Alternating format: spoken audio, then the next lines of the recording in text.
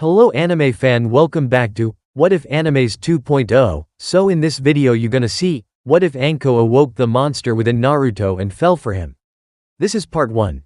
And if you want more, then hit that like button and don't forget to subscribe. So let's get in the video and do check out the author of the story. Some say my father was a hero.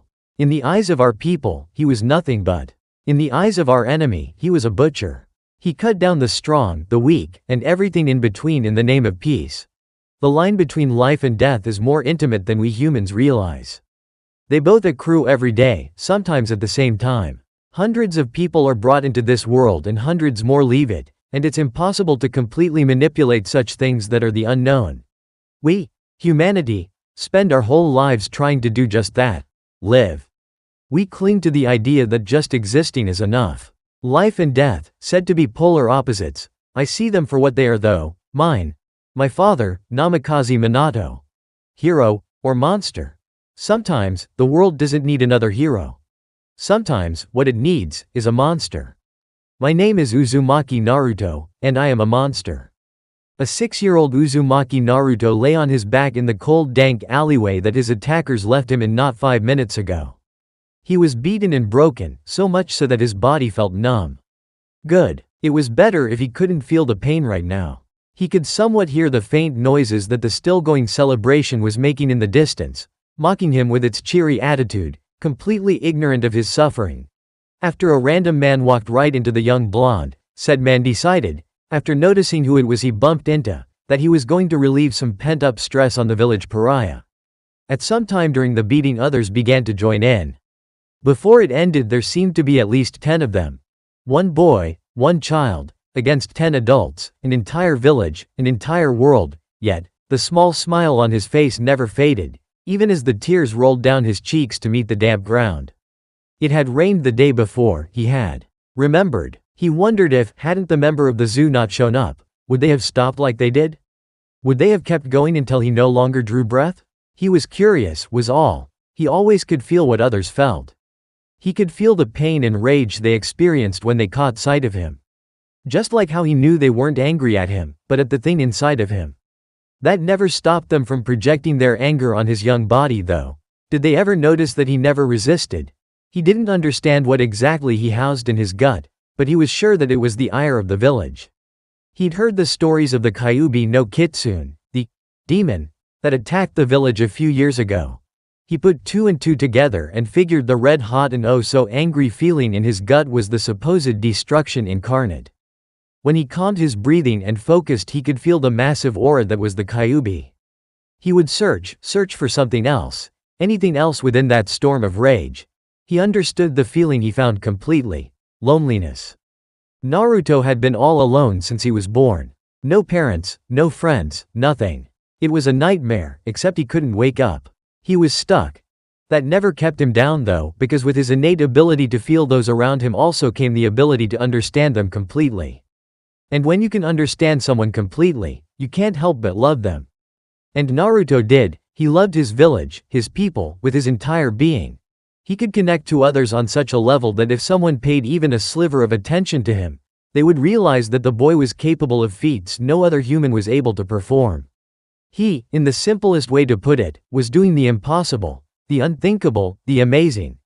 To connect and understand another's feelings and intentions to such a degree that you could practically understand what the other was thinking was as scary as it was incredible. And that was only the beginning of what Naruto could do with his natural talents.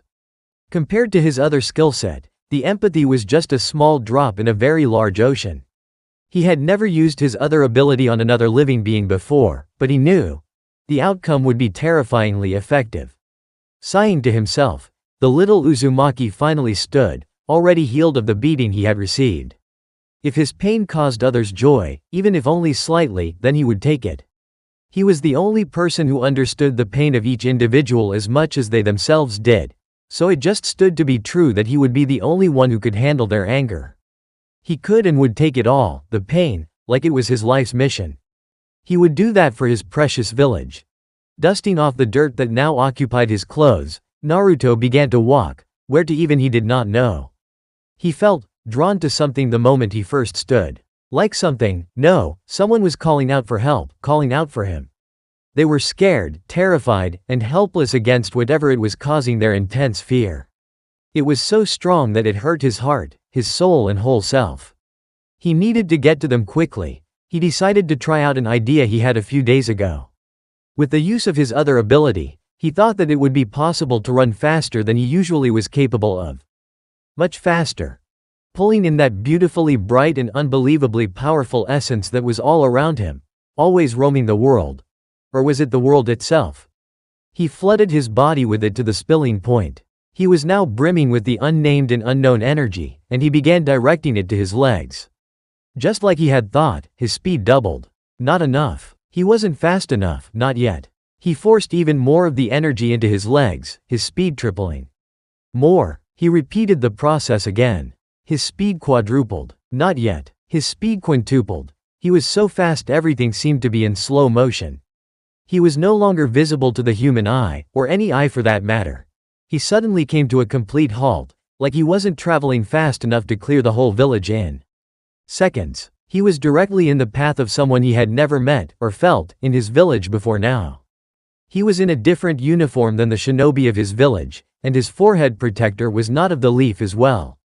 With the foreign energy flowing through his body, Naruto could see perfectly in the dark. The man had white bandages wrapped around the top part of his head, his hide slanted on his face, completely covering his right eye from the world with a black piece of string holding it all together. He had brown hair, if his brown facial hair was anything to go by. And he was tall, a lot taller than the blonde.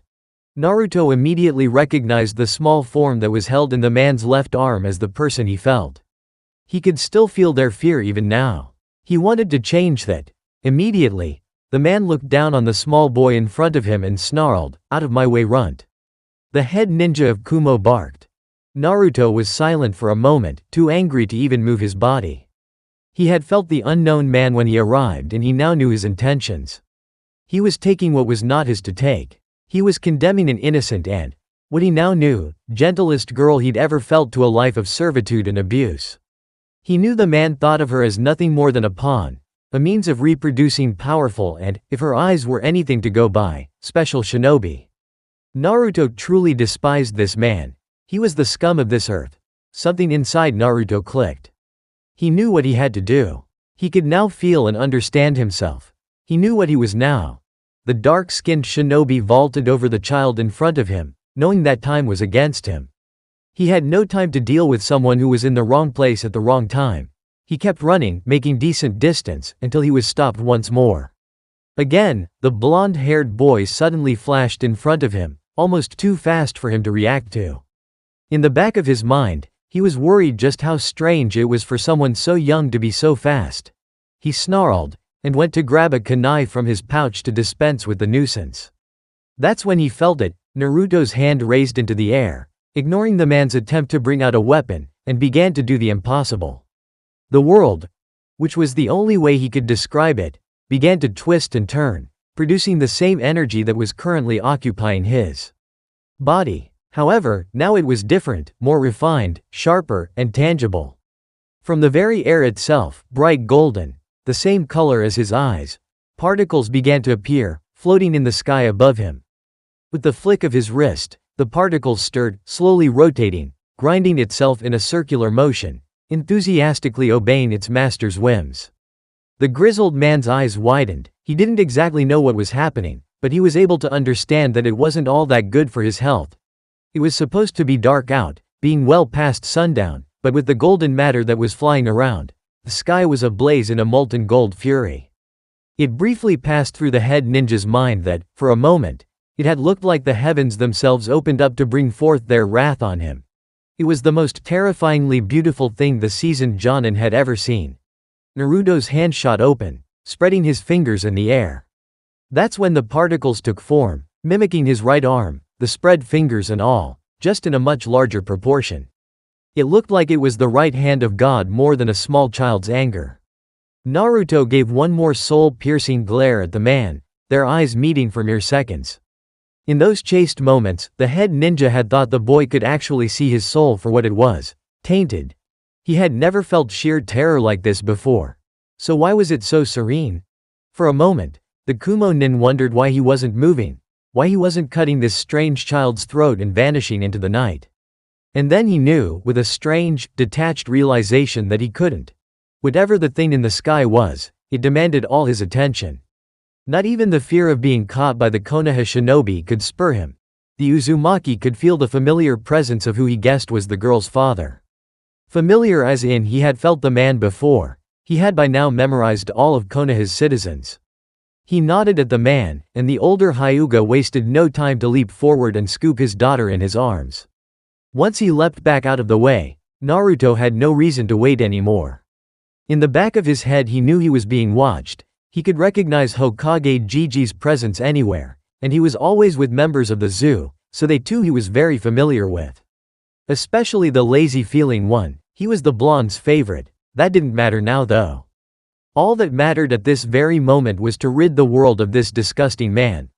Like an enraged god bringing down his divine judgment, Naruto clenched his hand in a fist while slamming it down into the ground at his feet, cracking a large portion of it.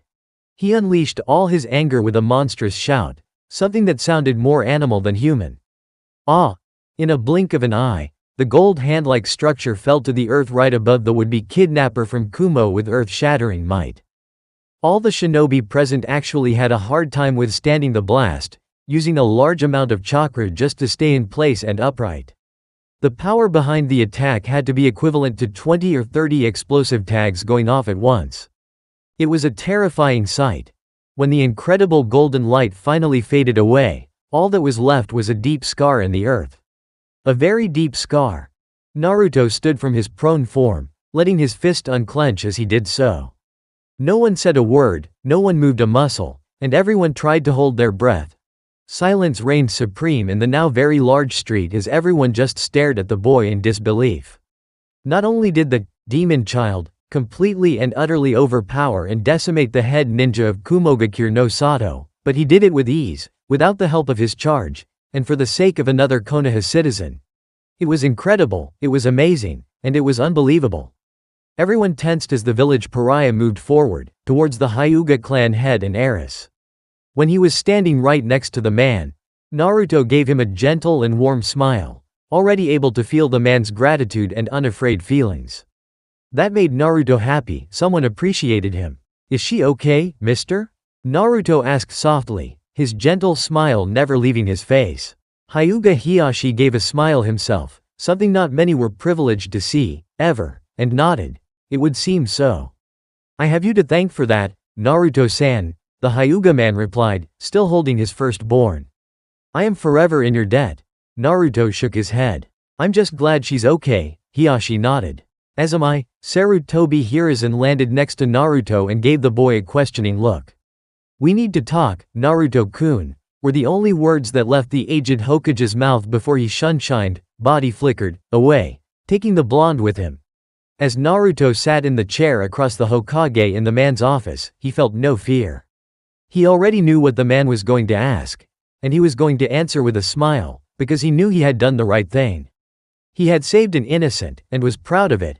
That made him a hero. He had taken another's life, and enjoyed it. That made him a monster. Whatever others saw him as didn't matter now though. He had found a way to feel. He felt alive. He felt free. He was finally awake. Welcome to the zoo. A deity is supposedly something divine, and as such should be judged by their ability to create and heal. Yet, we mortals judge the potency of a god's strength by their power to destroy and end. It's silly, really, if you think about it. The more a god is monster-like, the more people pay attention to it. Such absurdity is favorable to a person like me though. I don't yet have the power to heal, or create, but something I do have is the power to destroy. The power to end anything as I see fit. The only difference between me and a deity is simple. I know what I am. I am a monster. So the zoo was nothing like what Naruto thought it would be. Most of the people were of the silent type, which was something he was okay with, having people ignore him for most of his life. Which, in hindsight, was only 6 years, so he didn't really have all that much experience. After the little chat he and the Hokage had after he terminated the Kumo shinobi, the old Sarutobi had decided that it would be best if Naruto put his abilities to good use. That came in the form of joining the zoo, or what he now knew to be the Anbu Black Ops. They were the Ansatsu Senjutsu Tokushu Butai, the Special Assassination and Tactical Squad. That night was the best thing that ever happened to the blonde. Until the last words spoken by his now senpai, flashback Naruto could feel what the Hokage was feeling. Anxiety. He had seen a boy of only 6 years annihilate with extreme prejudice the head ninja of Kumo. The man was the ambassador of peace for the cloud, and he was a strong jonin in his own right. The fact that Naruto had done away with him with what looked like ease made him very uneasy. Gigi, I can feel what you're thinking, just ask. I'll tell you the truth, honest. Naruto finally broke the awkward silence in the Hokage's office. The poor man was pacing the very moment they appeared in the small room. How can you feel what I'm thinking? Hiruzen asked, baffled that the boy was claiming to have the ability to read minds. Were his thoughts not safe now? When the Uzumaki laughed, the Lord Third felt like he was the child. I can't exactly hear your thoughts, Gigi, that's impossible. Naruto admitted. It's kind of hard to explain. The blonde trailed off, rubbing his chin with his right hand. It's like I'm connected to, well, everything. That's the only way I can describe it. At his grandfather figure's confused expression, Naruto explained a little better. When people are upset, I can tell. Naruto elaborated. And not just tell, but tell why. He continued, trying his best to describe what he could do. And how long have you been able to do such a thing? And why did you say everything instead of just people? The Sarutobi asked, wanting more. For how long? It's been since I could remember, he said, still rubbing his chin. For why I said what I did, that's because it's not just with people. Animals and plants, really anything, as long as it's living. I guess I could say I'm connected with life. Here, Sarutobi noticed Naruto's eyes widen. What is it, Naruto-kun? His voice was riddled with fear. Naruto gave him a sheepish look. It's nothing, Gigi, I've just never thought about it that way is all. Maybe that's the best way to describe it. His closed hand met his opened palm. Yeah, I'm connected with life, the Lord Third sighed. The boy was going to give him a heart attack. So how can you tell what others are feeling? I'm not really sure, Naruto admitted, but I can do it. He finished with a wide smile. The Hokage nodded, trying to process what he was hearing. And the golden matter you used on the Kumo nin? That was what Hiruzen wanted to know the most about. If he had to guess, that was an A- rank technique. Most grown adults didn't have the ability to even use such high-ranked techniques, never mind create new ones. The last time an A- rank technique was developed, it made its creator a legend. The copy nin was a man known far and wide. Yet, here he was, only 6 and already so far ahead of all those before him. It was unnerving to think that such raw talent and power was in the hands of such a young child. Naruto's smile grew, if that was even possible. I made it up. Hiruzen couldn't help but smile at Naruto's enthusiasm. What exactly was it? He needed to be the Hokage right now, not the boy's surrogate grandfather. Naruto chuckled awkwardly. I don't really know that either. Sarutobi sighed. Did the boy know anything about his own abilities? The way he could use them said he did, but that, surprisingly, was not the truth. Can you tell me anything about it? Anything at all? He asked, needing to know what the boy knew. Naruto nodded. Yeah, I can describe how I do it. When Hiruzen nodded, the boy continued. There's this kind of feeling in the air, like a constant energy that's always around me. I don't know why others can't feel it and I can, but I do know that it's there. He can't mean natural energy.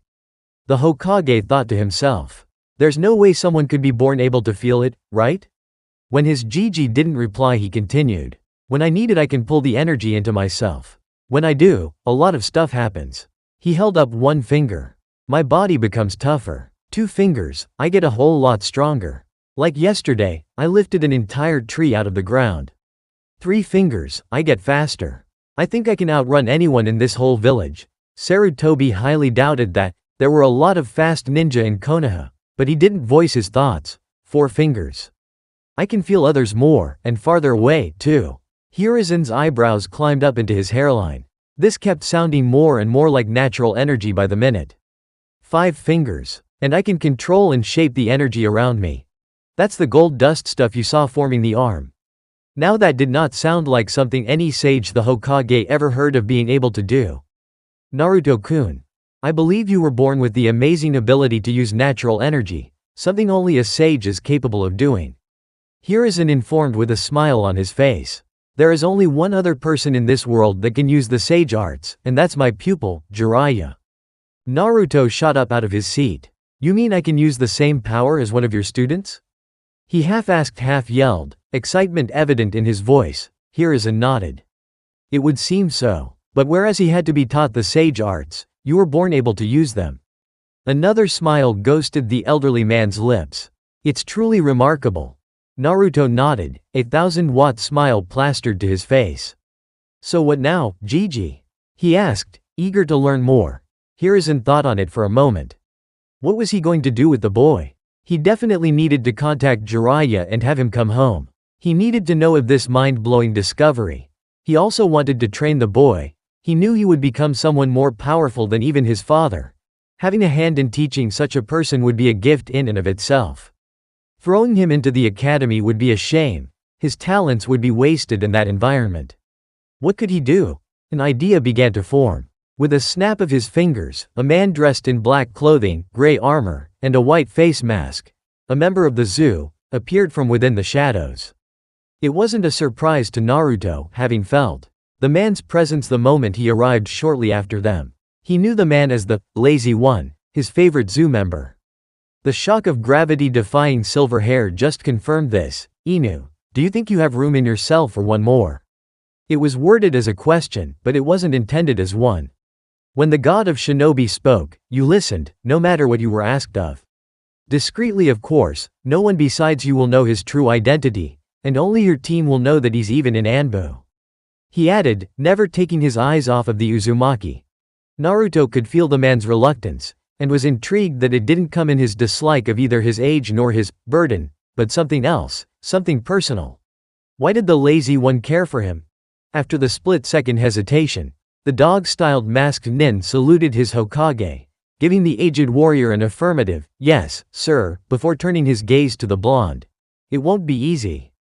Inu began in a hard and firm voice. He then gave off the feeling of warmth and protectiveness, Kahai. Naruto gave a warm smile and nodded as fast as he could. I'll do my best, Inu-senpai. And with that said, Naruto could already feel the great things he was going to do with Inu. It will be tough, Naruto-kun, but I believe you can do it. I think you will be able to protect Konoha better than anyone else. The Hokage said warmly, his smile showing his pride for his successor's child. This was it. Welcome to the Anbu Black Ops. He would finally be able to do what he wanted the most, protect Konoha. Nezumi Kahai. Wait. What? End flashback. Apparently, Anbu operatives were given their codename by their captain, and Inu just happened to be Nezumi's captain. Well, he was going to be Nezumi's captain once he received all of the required training. Couldn't have someone out in the field that didn't know what they were doing.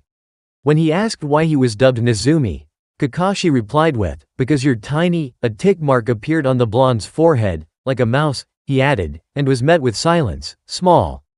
Nezumi sighed. That was okay with Nezumi, he was only 6, he had time. All he had to do now was survive Inu's hell school, whatever that meant. It shouldn't be too hard. He was happy, and nothing could change that. Nezumi was miserable. If there was such a place as hell, Nezumi thought that it sounded like a nice place to vacation to. Hell school was painful and exhausting, physically, emotionally and spiritually. What the hell was wrong with his captain? Was he a sadist? That would actually explain a lot. Nezumi was currently sprawled out on his rock-hard bed, having moved into the Anbu headquarters the day after he talked to the Hokage and Inu-senpai about joining the zoo, which just happened to coincide with his 7th birthday. It was required of all agents to live within the Black Ops building. At first, Nezumi wasn't all that thrilled about the idea, but now, after 6 months of the place, he didn't even notice anymore. He chalked it up as just another thing he had to do for his village. Today had been a particularly painful day. His ability to manipulate natural energy was incredibly advanced, and the only person that could help him further his prowess with that was still not available. The Toad Sage was the kind of person who was very hard to find if he didn't want to be found. Apparently he didn't want to be found at the moment. Month 1 and 2 HI's training consisted of the usual required Anbu material, which included a whole lot of studying. Anbu had to have a certain level of knowledge in both foreign and domestic affairs. Nezumi found that he wasn't the biggest fan of books. But he did as he was told nonetheless, accomplishing everything Inu threw his way. The second month he had been personally trained by the Hokage in the ways of running a village. There was a lot of politics and other boring stuff involved, but Nezumi soaked it all up. He planned on becoming the greatest Hokage, the likes of which Konoha has never seen. He really wanted to feel free and awake again. The only way he could do that was if he was protecting his village, his people. Month 3, another huge section of his training consisted of learning other shinobi skills. Inu had told him that he needed to be more versatile. A one-trick pony, whatever the hell that meant, was something he didn't want to be. Inu, who was now more of his sensei than anything, first taught him how to climb trees. Without his hands, that was something he actually enjoyed doing. And it only took 10 minutes, Inu-senpai, after a long and detailed lesson on chakra and chakra control, explained to him that it seemed that he had abnormally amazing chakra control. Such a level of precision was something apparently only Tsunade, who happened to be another Sannin he shared something with, could accomplish. Senju Tsunade was the medical nin, and he was up to par with her when it came to control. He put that in the back of his head for later. Versatility, versatility, versatility. After the tree-walking exercise, Inu-senpai taught him to do the same thing, but on water. That, too, was incredibly fun. It also only took 10 minutes. Deciding that he needed to throw more difficult things at the boy, he began teaching him the shunshin, body flicker, which took a little longer for the boy to learn. This time it took 15 minutes. This was starting to intrigue Inu. The boy had said that he could understand everything so long as it was alive. That made Inu start to question, were jutsu alive? Because if so, Nezumi was capable of understanding any and all techniques, as long as they were performed within his sensory area. That was impossible though. The only technique he heard of that could understand jutsu like that was implanted in his left eye, the Sharingan. If it was true, just what were the boy's limits? Did he have any? The thought began to make more and more sense. Nezumi was incredibly mature, far from anything a now 7-year-old should be. He was able to speak like an adult, see things from an adult's point of view, and understand the adult world. So, how did he do it? Inu had never been one to believe that age brought wisdom. He had known a lot of unwise, elderly people. He personally thought that experience brought wisdom, which was not the same thing. You could live your entire life ignorant if you were sheltered or reclusive. Obviously though, a 7-year-old, no matter how hard their life may be, did not have the required experience to be so wise in the ways of the world. Something else allowed him to be so mature. That something had to be his empathy ability. If he could truly understand others, then he had to have started understanding their feelings. Learning about love, hate, jealousy, greed, lust, joy, sorrow and everything in between must have been the strangest thing for someone so young. That was the only explanation Inu could come up with on how a mere child could comprehend the emotions that he was able to feel. It was impossible, but that just made it even more special. The rest of the month he had used to come up with a name for the tangible natural energy he used. Month 4, Nezumi was then taught Shuri Kenjutsu. That took up a lot of his time. It was hard for him to throw the kunai at first because his hands were so small. After Inu taught him a trick that he used to do when he was young, apparently he was a young prodigy as well, that involved his chakra he caught on fast enough. Month 5, the next thing Nezumi had to learn was stealth. He was a little nervous about it at first, but after a couple of weeks he got the hang of it. Then it was Kenjutsu training. After the first day Inu thought he had finally found something the kid wasn't good at. He realized how wrong he was a week later. The cut on his back still stung from that. Month 6, as of late, Nezumi learned a lot of ninjutsu, finding it to be his favorite. With his perfect chakra control, learning genjutsu was too easy, and his taijutsu was still developing. With the natural energy flowing in his body, he didn't even need to actually land his strikes on his target. Ninjutsu, however, interested Nezumi the most. With his sage dust techniques, which he now called the gold natural energy he could manipulate, he was already ahead of most jonin when it came to power. But he couldn't solely rely on it, one-trick pony and everything. So the Hokage and Inu began to teach him elemental ninjutsu. The blonde's affinities were wind and fire, which also was special. He didn't have a Kekkei Genkei bloodline limit, not really, So the fact that he already had two affinities that complemented each other, was amazing. That's why the Uzumaki was so exhausted at the moment. Inu's senpai knew a lot of ninjutsu, as did the Lord Third, and they was making sure to drill as many into Nezumi as possible. His body was sore and limp, and he loved every moment of it. It reminded him that he was gaining the strength to do what was needed to be done. Things were going to change when he got out of these walls. Konoha's enemies would think twice before striking. Her people would know peace. Nezumi would be a hero. Even better, Nezumi would be a monster. It had been a whole year since he joined the zoo, and Nezumi had finally been cleared, field ready. He was nearing 8 now, and he was a certified member of the Anbu. He was nervous now though. Today was the day he met the rest of Captain Ino's team. He understood Inu's words when he said it would take the team a while to warm up to him. He was the youngest Anbu agent the elemental nations had ever seen. The others just needed to be positive that they could rely on him to watch their backs. They could. Inu had been extremely happy that he and the blonde were the same, patriots to the core, but still cared about the lives of their fellow citizen above all else. When Kakashi told him that those who abandoned the mission were considered trash, but those who abandoned their friends were worse than trash, Nezumi loved the saying so much that he asked if he could live by it as well. Kakashi, of course, said yes. He didn't even have to ask. The rate at which the blonde was able to learn and process, well, anything, was amazing. Inu didn't know of anything the boy couldn't do. He thought Nezumi was strong at first, but after Jiraiya had finally shown up, Inu prayed he never defected. Having to fight that would be bad for anyone's health. They'd die, plain and simple. He wasn't invincible though, and Inu was happy that the blonde realized that. Anyone could fall when arrogant or outnumbered. Nezumi took a deep breath. Here we go, he whispered, pushing through the double doors of Team Ro's designated lounging area. He was immediately met with stares. There was a small boy in a standard Anbu uniform and they didn't like where this was going. The Uzumaki agent took in his surroundings for a moment. The room was of medium size and Spartan. All there was were gray walls and 3 very large black couches.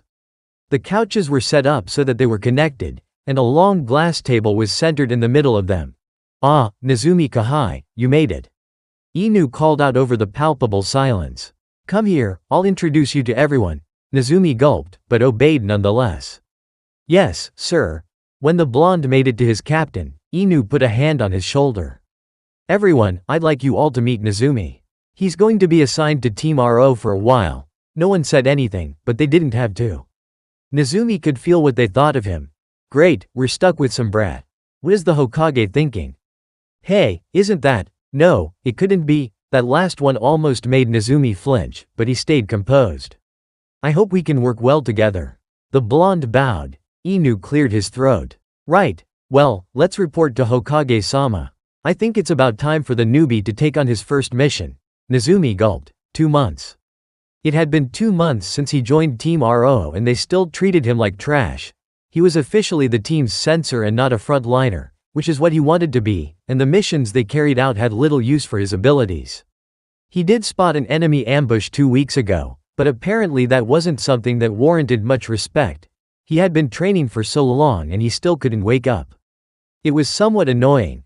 Nezumi was currently sprinting through the forests that occupied the border of Hai no Kuni and Tsuchi no Kuni with Tora and Usagi, 2 of the people who disliked him the most.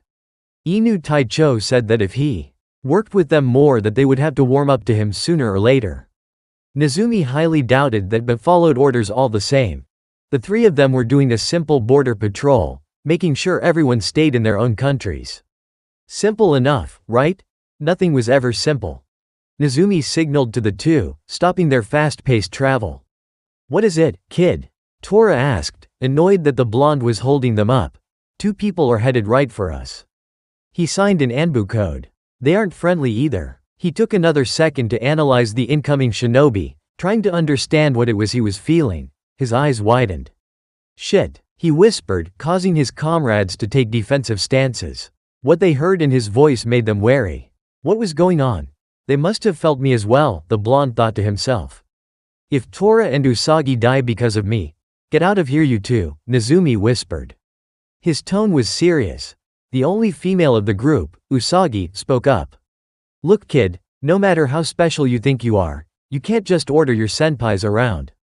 She was giving off an annoyed emotion, Nezumi could tell. You're still just a brat. The blonde sighed. Were these people ever going to show him respect? So far Inu was the only person to welcome him into the fold. Usagi-senpai, there are 2 Jinchuriki on their way from the direction of Tsuchi no Kuni. He informed them. They have probably felt my biju's presence and decided to investigate. He could feel their fear. Don't worry. They're here for me, not you. He tried to calm them. Go. If I don't return, then Konoha will know where they stand with Iwa. He felt their disbelieving minds. You're going to sacrifice yourself for us? Tora asked, astounded. It was no secret that both he and Usagi hated Nezumi, so why the hell was he doing this? Why?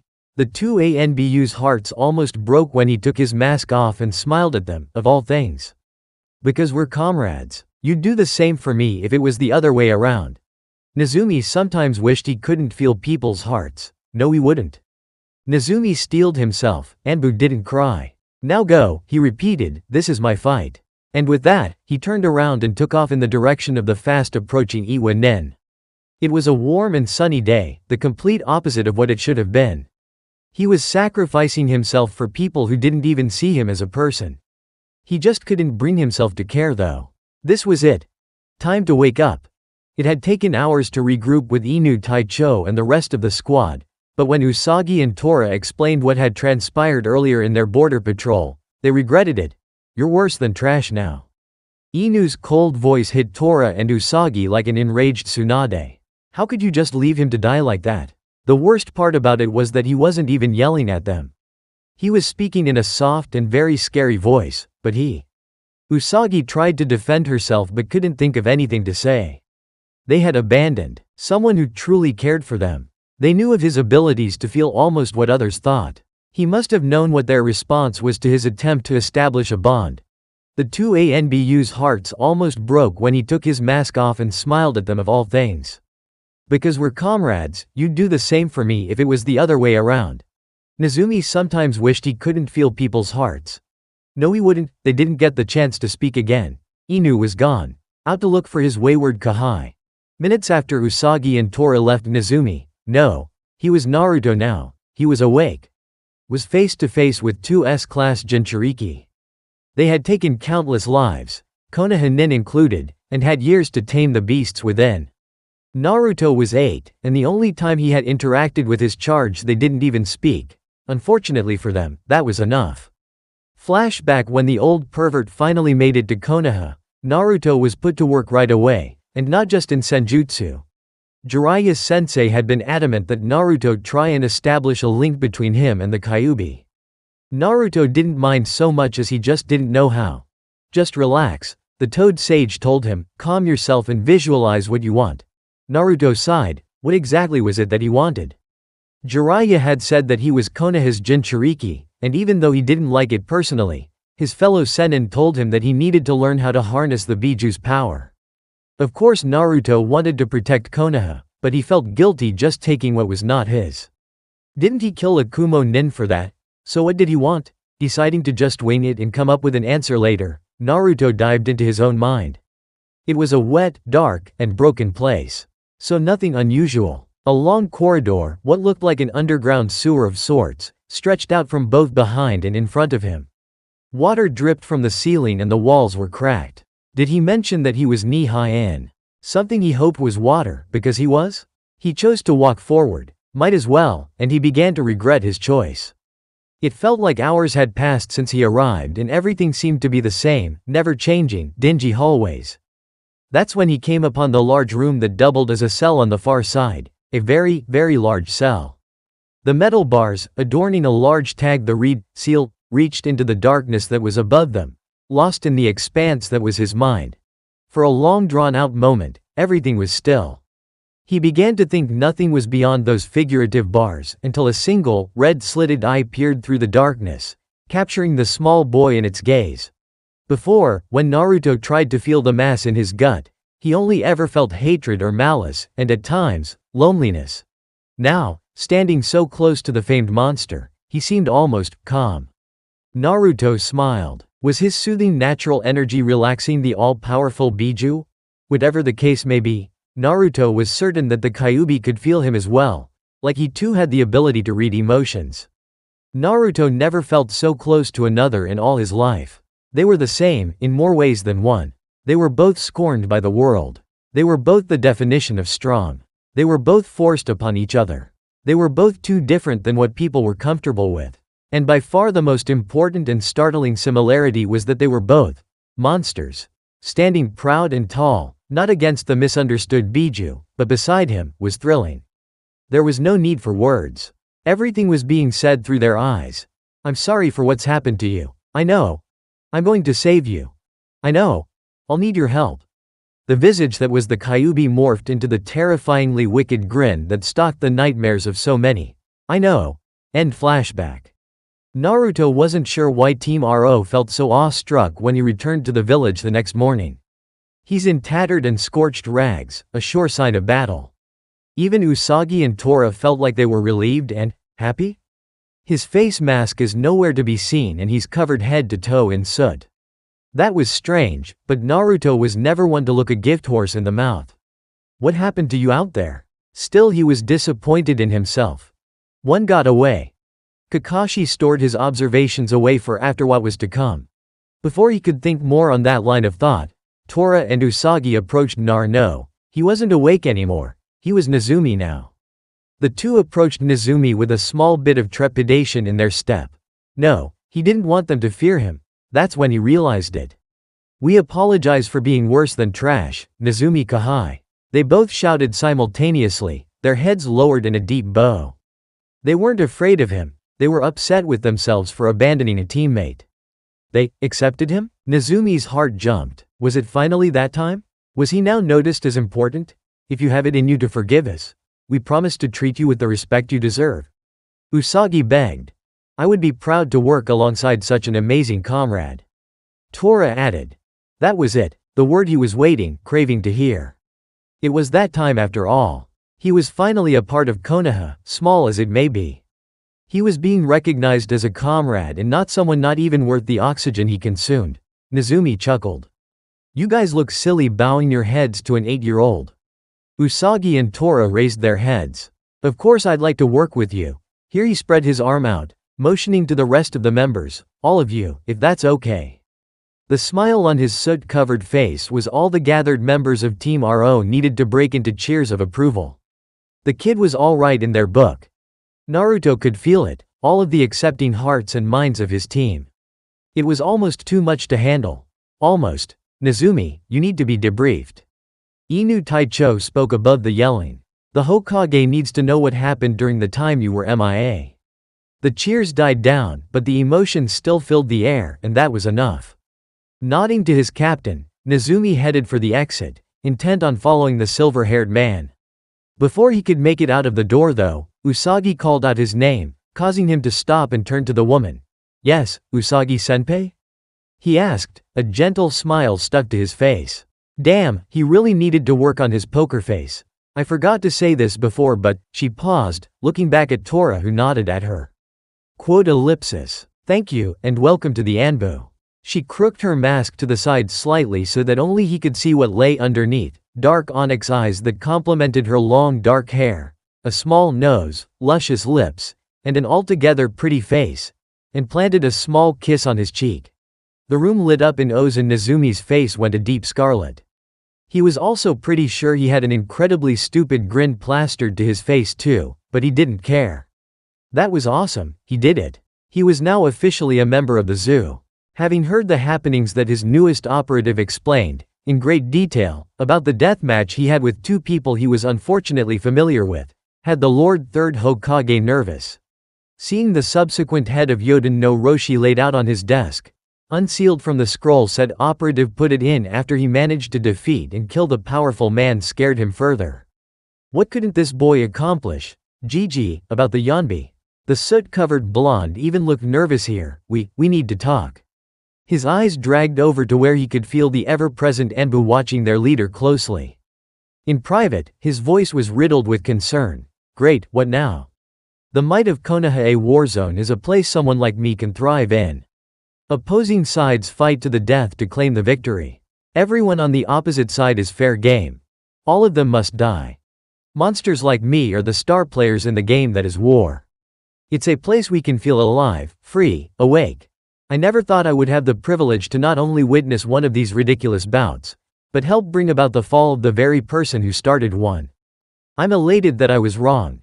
Greetings, war-torn Mizu no Kuni. A monster has arrived to set you free. The shores that made up the coast of Mizu no Kuni were heavy with fog. The sun was nowhere in sight, and the air was thick with moisture.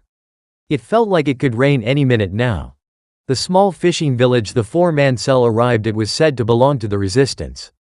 The war between them and the Lord Fourth Mizukage was heavily reliant on territorial dominance. Mizu no Kuni was made up of several islands, all centering the country's hidden village, Kirigakure no Sato, which was currently in the hands of the tyrant known as Yagura. The man was leading a crusade to purge the bloodline users from Mizu. It was said that he thought them to be too dangerous to let live, so decided to kill his own people out of fear. Hundreds of thousands had already been slaughtered, and many more still lived in fear of his genocide. The other nations all decided to stay out of Mizu's business, letting them handle their own domestic affairs. The bloody and crippling civil war finally reached the Land of Fire's citizens, in a way. A small scientific expedition into the waters that bordered Hai no Kuni and Mizu no Kuni turned into a massacre. The group of 6 civilian scientists, not a shinobi in sight, was captured by the Mizukage's forces and executed on the false charges of espionage. Konoha received their heads a week later, courtesy of the Mizukage himself. Yagura was a fool, because now Konoha had him in her sights. She cried for his blood, and his blood she shall be given. The Mizukage was playing a dangerous game by poking the sleeping dragon that was the god of shinobi's wrath. That's why the Lord Third ordered a small contingent of Arohan to join the resistance and strike at Yagura directly. Taking a deep breath of the cold, salt air-riddled afternoon air of the shoreline, Nezumi glanced at the captain of their newest assignment, Neko Senpai. The woman had long beautiful purple hair, and that was all that Nezumi knew about the cat-masked operative. She was an Anbu through and through. She never took her mask off, at least since he joined the court 2.5 years ago. Nezumi knew better though. She was a warm person and thought the same as he and Inu Taicho. The team was just as important as the mission. That made it easier for him to suddenly be under her command. To his left was the official, youngest Anbu agent in Konoha, Karasu, his best friend. The crow-masked operative joined the fold half a year after the little incident that caused Team RO to finally accept him. It came to no surprise to Nezumi that Karasu entered the Black Ops, the things the blonde felt coming from. The young Uchiha amazed even him. He was strong, obviously, but his mind and heart made Nezumi instantly want to befriend him the moment he walked into Arohan's changing room. Being the closest to him in age was a factor too. After a few missions together, the two became quick friends and were usually paired together. Team RO had been a little more accepting when the 10-year-old joined, after working with an 8-year-old juggernaut made sure they'd never judge someone by their age again. Crouching next to Karasu was the newest member of Arohan, Saru. It was strange, first Karasu, and now Saru called him Nezumi Senpai. He was too embarrassed to refer to them as Kahai though, he was only 10 now. They were both at the very least 2 years older than him. Saru had shown a lot of respect to Nezumi right away, and that confused him greatly. The monkey-masked man had explained that he was somewhat of a celebrity among the younger operatives at HQ, even if it was just a rumor. A child with the strength of an entire army was what they described him as, and some even said that he was invincible. Nezumi was less than pleased about the rumors. His status as an operative was top secret. He was the Hokage's personal shadow, a silent defender. He didn't mind fame, but his Hokage had wanted him to be a whisper, not a poster boy for the village. They had Itachi for that. Of course, Saru was in his mid-20s, but that was apparently young enough to look up to the legend that was slowly coming forth. His thoughts were interrupted. Nezumi, find the resistance. We need to meet up with them and explain Hokage-sama's orders. Neko spoke, giving her first order as a captain.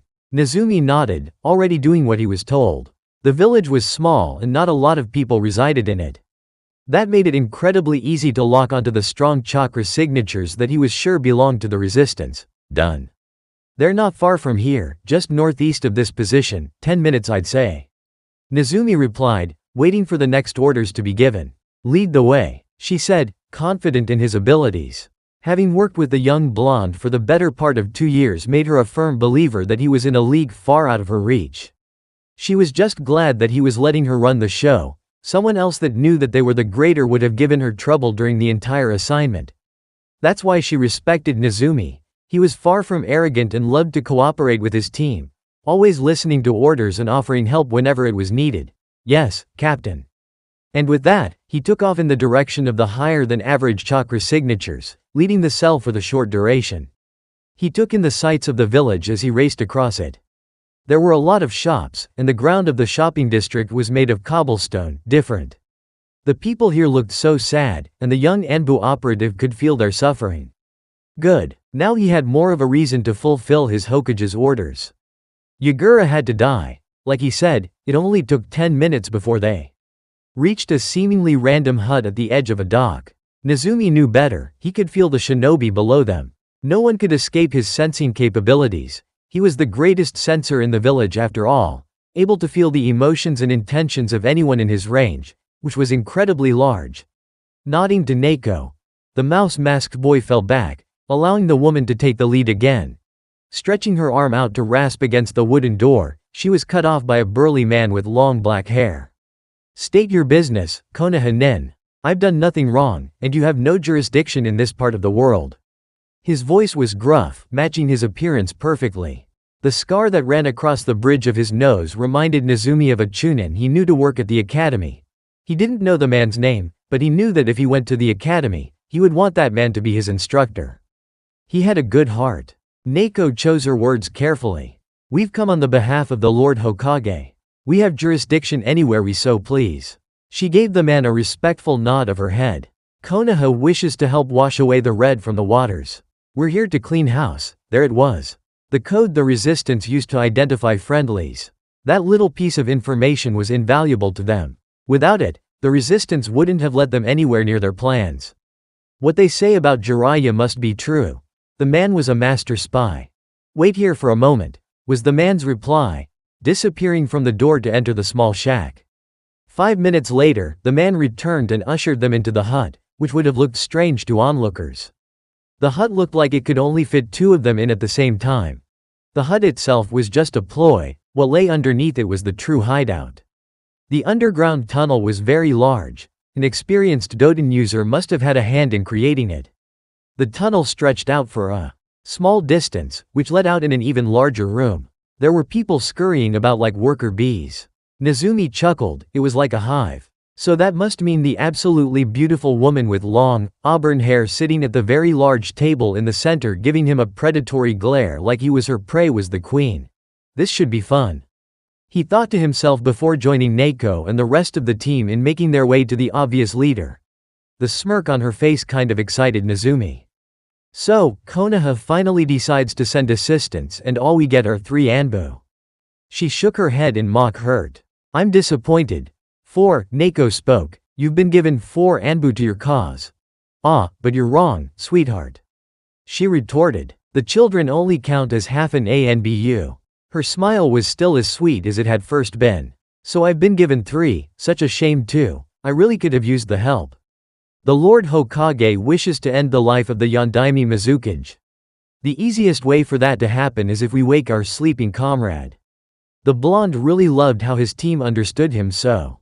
He would have started laughing if he hadn't trained so hard to be capable of keeping his emotions in check. The woman was now really confused. He guessed that she'd never met a monster before. Black Harbor, Terumi May began, is a loyalist-controlled prison. It houses a good portion of our people. Here, an angry expression flashed across the woman's face. The ones the bastard keeps alive. It had only been a few hours since the Team RO contingent met with the resistance, and they were already being put to work. Karasu was indifferent. Saru was annoyed. Naoko was ready to serve. And Nezumi was excited. If they could help win the war for the resistance, Kiri, with whoever became the Mizukage, Nezumi thought it would most likely be Mei, would be indebted to Konoha. He was going to have a hand in creating a peaceful alliance for his home and Kiri. He would save so many lives. and take so many more. It was a win-win situation. You want my team to, what, pull off a prison break? Naoko asked. She didn't see how this would help them any. Yes, that is exactly what I want of you and your little team. Nezumi could feel that Naoko didn't like Mei too much. My top general went in to find information on the whereabouts of Yagura's top weapons manufacturing buildings. The green-eyed woman brushed a stray hair back into one of the 4 bangs that framed her face. I was planning on sending 3 of my teams in, but if what you say about the 2 kiddies is true, then I haven't the need to. Now do I? Nezumi could understand why she wasn't Mei's biggest fan. She kind of came off as arrogant, but maybe that was just because she didn't know them all that well. Nezumi wanted to chuckle again. He could play that game if that's what she wanted. No, the smallest out of the Konoha Anbu said, looking at Naoko. Let me go in alone, Captain. Ah, there it was. The emotion he was looking for from the auburn-haired woman, incredulous. This doesn't call for the 4 of us. He turned his masked face towards Mei. I should be more than enough. Any more would be overkill. While Terumi was shocked into silence, Naoko was mulling it over in her head. Nezumi usually never outright asked for a solo assignment. He was just given them because he was the only person strong enough to take them on. So why was he doing so now? That's when she realized what he was thinking. The resistance didn't trust them, and worse, they thought they weren't capable. That little genius. He had worded it as a suggestion, giving her the authority to make the decision. He knew she was worried that he would try and take over, and to squash those thoughts, he showed she had seniority in front of the others. He also knew that the only way for the resistance to realize just how valuable the team was, they needed to. Yes, Nezumi is very special, and more than capable of accomplishing the required task. Naoko replied, don't be so quick to underestimate the ninja of our village. It's far mightier shinobi than you. Nezumi wished he could laugh, that was a good one. And it was the truth, which made it even better. Mei was silent for a moment, her narrowed eyes on the blonde boy. Then she relented. Fine, but if he gets my people killed it's on your heads. Nezumi cocked his head to the right. His suspicions were correct. She was beautiful at every angle. Sarutobi Hiruzen sat at his desk in his office, once again stuck doing paperwork. It really became overwhelming at times if he didn't take much needed breaks. Speaking of much needed breaks, Jiraiya-kun, it's good to see you again. He said to seemingly no one. That's when the aforementioned Sanin seemed to melt out of the wall, his camouflage technique deactivating. Damn, sensei, you're almost as good as the Gaki. Student spoke to teacher, his ever-present smug smirk on his face. You can't fool me yet, Jiraiya. I taught you everything you know after all. The Sandame made a pouting face. Besides senjutsu, the Sennin roared with laughter. That expression you made doesn't belong on the face of the Hokage, old man. Hiruzen mock glared at his pupil. Careful, Jiraiya-kun, you're getting pretty old yourself. The sage's laughter immediately stopped. Great, was he really a geezer now? Whatever. Jiraiya mumbled. Where's the Gaki? I've got some time before I need to head back out. The white-headed man leaned against the Hokage's desk. Thought I'd get a little training in with him before I leave. Hiruzen shook his head. Naruto-kun is out on a mission. He won't be back for some time. He informed his former student. Jiraiya sighed. Another one? He asked. Do you ever give the kid a break? It was true. Naruto was always out in the field, probably more so than he was in Konoha. His mission count was off the charts, and he hadn't failed a single one yet. He'd been virtually everywhere the elemental nations had to offer, and that was a year ago. His success rate was 100%, something no other before him had accomplished. Jiraiya didn't know if he should be proud or nervous that Minato's son was already able to whip his ass in a spar. Naruto was a true prodigy, a genius among geniuses. He had surpassed many of the world's most powerful men and women by now, and he was only 10, nearing his 11th birthday. He shared the Sandame's worries of what the young Uzumaki would become in the near future. Hopefully he would stay the same. A loyal Konoha patriot. He enjoys what he does, Jiraiya. The Sandame said, rubbing his temples with his thumbs. He gets restless if he doesn't serve. He finished, I guess. The Toad Sage mumbled. So, what are you having him do this time? He asked, curious of what the blonde was up to. The tales that he would hear from the Jinchuriki were the stuff you'd tell your children at night. Knights saving princesses, heroes slaying terrible beasts, and, his personal favorite, when the boy got the girl. That was a toned-down version, of course. You couldn't tell your child someone their age was killing and slaughtering his enemies in mass, or how that same child was performing things that could make even grown men sick. And he never really got the girl. He'd just sometimes receive a thankful peck on the cheek or forehead. But Jiraiya digressed. I sent him to Mizu no Kuni. Hiruzen replied, I'm having him deal with the little problem over there. And by little problem, you mean the civil war, don't you? Jiraiya asked. So nothing too different then. Save a country and kill off a repressive tyrant that's gone mad with power. His deadpan was barely concealed. That sounds just peachy, Hiruzen nodded. Indeed, I'm glad you understand. Jiraiya sighed. He really missed his godson. Nezumi now understood why the prison was called Black Harbor. The walls that encased the prison were made of some sort of black material that could withstand several high-ranking ninjutsu, or so Mei would have him believe. Yagura made sure that his prisoners of war had no hope of escape. Take away a person's hope and they might as well be dead. Walking husks of the people they used to be was not a life worth living. The black material was the reason why the prison was so hard to break into. And this so-called impossible feat was what Nezumi was tasked with completing. He first needed to break down the almost unbreakable walls, storm the prison, free the prisoners, and then find and escort this Ao-san back to the base. It was either that or sneak in and do everything covertly, but Nezumi decided to send a message to the Mizukage.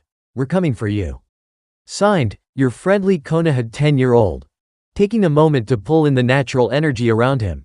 The change of his eyes from blue to gold marked his entering Sage mode. At first, Ero Sennin was astounded that he could enter the enhanced state so quickly. It only took him 10 seconds now. Jiraiya had explained what it was like for him to draw in the world's power. For him, it was like he had to open a door, and then actively pull the chakra in. Nezumi then explained that it felt somewhat similar. For him, it was like he had to open the door, but instead of having to consciously pull the energy in, it would instead feel like the natural energy rushed through the door, excited to be reunited with him again. He inspected the structure for a moment, and then decided to just hit it with one of his more powerful techniques and hope for the best. He was almost positive the walls would fall.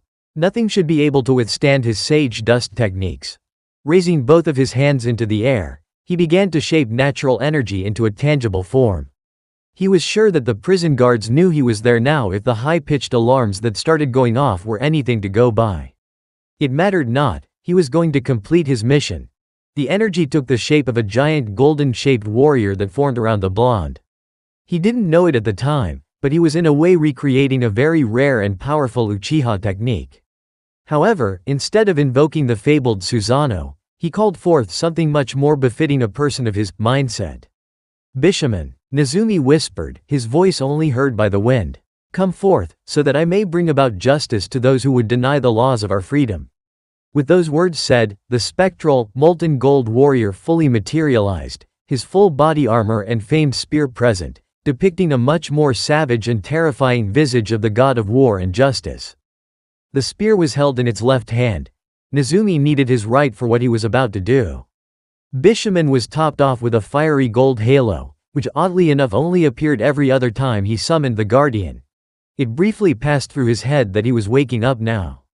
Naruto was who he was at this moment, so he took his mask off, even though both Inu Taicho and Hokage Jiji kept telling him to stop that bad habit, and gave the world a smile in greeting. Uzumaki Naruto, the monster, was awake. He let his arms fall to his sides, he didn't need them anymore. Bishaman did what his mind commanded. He took another second to take in a deep breath, basking in the salt-smelling air. Then, he released his might upon Black Harbor. Senpo. Kami no Miji Te, Sage Art, the right hand of God. He shouted, and within the span of 5 seconds, he rushed the prison walls, let loose the devastating technique, and the black barrier came crumbling down like it was a house of cards. The image of Bishaman smashing his right fist into anything brought a happy smile to Naruto's face, which in this case didn't matter, because he was already smiling at the world. He could hear the terrifying screams of disbelief within his target, and they only excited him more. Dropping the golden warrior, Naruto became incredibly faster. Nothing but a yellow and gray blur to the men and women that made up the prison detail. His kunai met many throats in one go, and he was happy that there was so much more left. He unsheathed his tanto, intent on cutting down the 3 men who were preparing a sweeten technique. Before they could reach the last hand seal, he was at their backs, the thin blade piercing flesh. With a single slash, all 3 men fell, gone from this world. While in sage mode, his awareness was heightened to such a degree he practically had eyes in the back of his head. This awareness was to thank when he dove to his right, an absolutely enormous fireball smashing down on his previous location soon after. He took a look at the woman who had tried to turn him into ash and smiled. So she wanted to play with fire, did she? He sheathed the tanto he wore on his back, and held his hands in the tiger sign. He was going to fight fire with fire then. Kaden. Goryuka no Jutsu, fire release, great dragon fire technique. He bellowed, and brought forth a giant dragon-headed fireball that raced at the woman with intent to kill. Her screams were all the confirmation he needed. He repeated the fury with his kunai, ending the lives of 10 more guards, their crimson blood staining his bare face with its warm feeling. He didn't quite like the feeling so much as it was just a reminder that he was doing what he was born to do. He stopped, already done with the set of seals required for the technique he had in mind for the 7 shinobi blocking his path into the prison itself. Futon. Daitappa, wind release, great breakthrough. This particular jutsu was only a C rank, but with the amount of chakra that Naruto pumped through it, it could easily be an A- rank. As proven when the 7 shinobi stupid enough to block his entrance were cut down with the hurricane force winds that were forced upon them. He was now inside the bleak prison. Time to find the control room. 4 minutes and several well-timed Rasengan later, he really needed to thank Jiraiya sensei for teaching him the Lord Fourth's personal jutsu again. It was one of his favorites now, and he made it to the room he could free the prisoners from. He was disappointed. The enemy was far from satisfying. Ao was spending his time like all the other prisoners at Black Harbor did, miserably. The staff didn't allow them any pleasantries. They had to sit in their cells and rot. The ex-hunter Nin was surprised that they remembered to feed them. That in and of itself was a small miracle with the amount of attention they paid them. He had been stuck in this hellhole called a prison for far too long. He hated himself now for volunteering for this stupid mission. He was just terrified when Mei-sama would mishear him and threaten to take his life. That had been why he volunteered. He had commented on how young the shinobi of Kiri were looking nowadays, and how he remembered back in his day, when he was young and not so old looking, that you'd rarely see someone so young make it into the ranks of the village. That, somehow, translated into him calling the powerful Kunoichi old, and therefore unable to make a man fall in love with her age-riddled body. Ao had no idea where she got that from his little side remark, but the woman had promptly threatened to kill him, and that's how he ended up stuck in here, on his own accord no less. The things he did for his country. That's why, when he heard the alarm bells going off, he had shouted for joy, which was not befitting of a strong man at all. He was just so tired of the nothingness that made up his days for the last 2 months. At least he got the information he came in here for, so that made it, at the very least, worth it. That thrice-damned Yagura was an evil genius. He had constructed a weapons factory underneath the village of Shio, which resided on the farthest of the southern islands. It was going to be a pain in the backside for the resistance to get to, it being so deep in Yagura's territory and all. They'd need the backing of several powerful shinobi, which they possessed, but the casualties would almost make it not worth the trouble.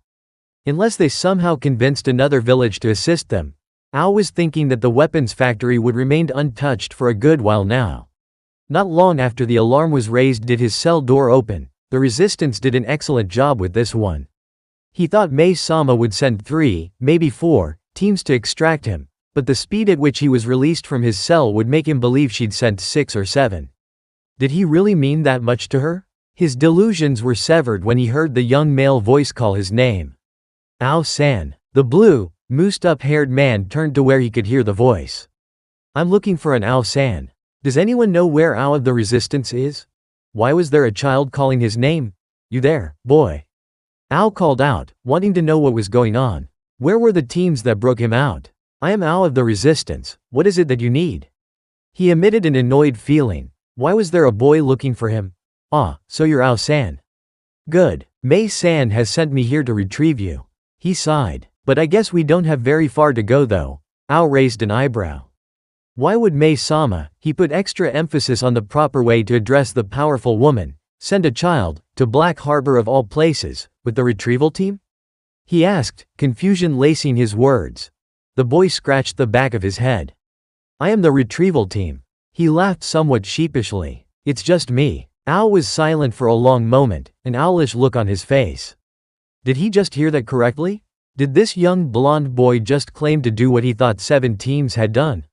Was he claiming to have broken into Black Harbor, taken out all of the guards, and then set him, along with everyone else being held captive, free by his lonesome? He was so shocked that he missed the boy's slightly chuckle. He didn't know it yet, but Naruto could feel how astonished and disbelieving the Kiri-nin was. Come, your commander is closer than she should be. It was Naruto's time to be annoyed. Did the woman truly underestimate Konoha? They were the strongest military force in the elemental nations for a reason. Ao nodded dumbly and followed the boy he just realized was a Konoha Anbu of all things. Was the Leaf really so far ahead of Kiri that their children outstripped experienced Jonin? When the boy identified as Nezumi left with the guide, who was to escort him to Black Harbor, Mei had followed shortly after. She had taken a small team with her too, so when the boy realized that he wasn't as strong as he thought he was, she could step in and do what needed to be done. What she had witnessed truly opened her eyes to how outclassed they were compared to Konoha. The blonde had first whispered something that no one present could hear, and that's when that thing showed up. She wasn't a very religious person, but even she knew of the god of war and justice, and when she saw the child, if he could still even be called one, not only summon him, but command him, she had been terrified.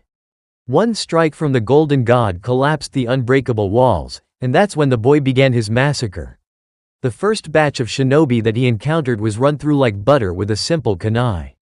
He had no trouble at all, it seemed, with nothing more than that.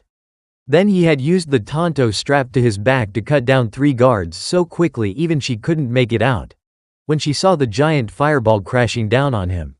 From his blind spot, she had thought it was over.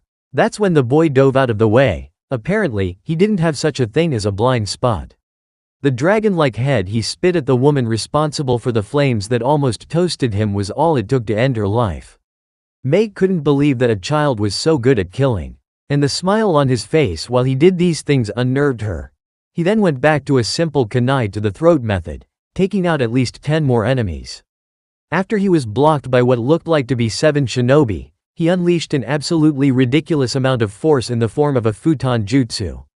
When he had entered the prison, all she could hear were the screams of the men and women that made up the prison guard and small explosions.